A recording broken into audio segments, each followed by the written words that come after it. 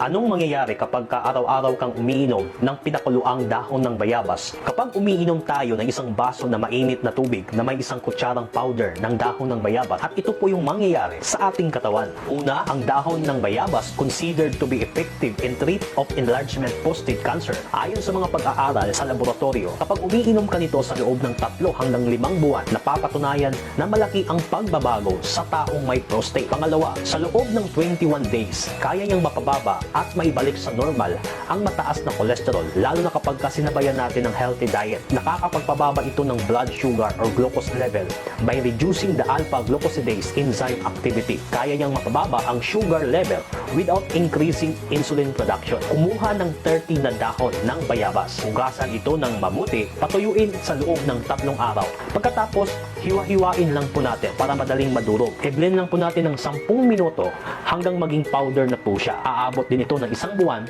kasi sa isang araw, 1 kutsara lang naman po yung gagamitin natin sa pag-iinom nito. Please, pakishare na po itong video na ito para makatulong tayo sa mga kaibigan po nating Pilipino.